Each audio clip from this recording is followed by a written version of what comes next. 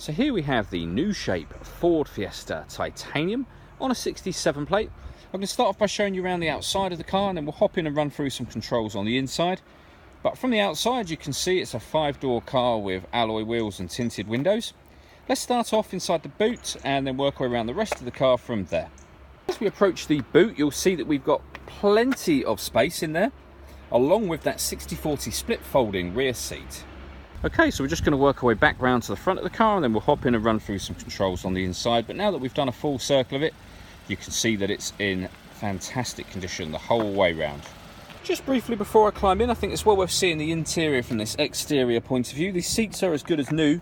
There's plenty to run through on the dashboard, so let's hop in and we'll do that right now. Okay, so now that we're inside the car, we're going to start with the dials. On the left hand side we have the rev counter, and on the right hand side the speedometer. At the bottom in the middle we've got the fuel gauge and coolant temperature gauges, and then above that you can see the total miles on this car are 7,967. You can change the information that's displayed up there by using buttons on the steering wheel for various different bits of information, including digital readout for the speedometer, fuel economy information. There's all sorts you can get up there, and the controls to do that are these ones just here. Beneath that we've got stereo controls, the ability to answer and end phone calls, and we have voice activation for the phone as well. So if you hit that button, ask it to dial anyone in your contacts list, it can do that for you without you having to take your phone from your bag or pocket. That is, of course, once you paired the phone, which is done on the central screen, and we'll come to that in just a moment. On the left-hand side of the steering wheel, we have cruise control with speed limiter, and then further stereo controls at the bottom just there.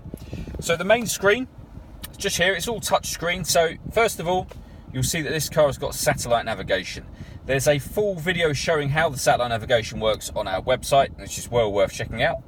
When it comes to music, there's plenty of ways to listen to that as well. We've got AM, FM and DAB digital radio and Bluetooth audio. So once you pair up a phone, not only can you make and receive phone calls, but you'll be able to stream your music wirelessly as well. And then on top of that, we have a USB input. So if you plug in a USB device, you'll get an extra box appear up here that you'll be able to use some music devices as well. Working our way down, we've got the climate control. So firstly, you can adjust the temperature here. Fan speed on the left-hand side.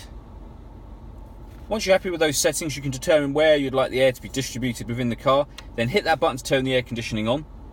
Or hit auto, and the car will maintain 16 degrees by taking full control of the fan speed itself.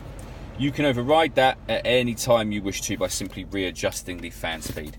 We've then got a proper heated front screen just there, as well as the heated rear screen up in the top. We have a 12-volt charging socket and the USB input that I mentioned a moment ago. A 6-speed manual gearbox. And then down here, we're able to turn off the traction control, and this button is for the stop and start. So this car is designed to cut out when you're stationary in traffic to save you fuel. That button will turn that system off. All that leaves me to say is thank you for taking the time to watch this video. If you'd like to come and see the car in person and have a test drive, please feel free to call any of our MJA sites. We'd love to hear from you soon.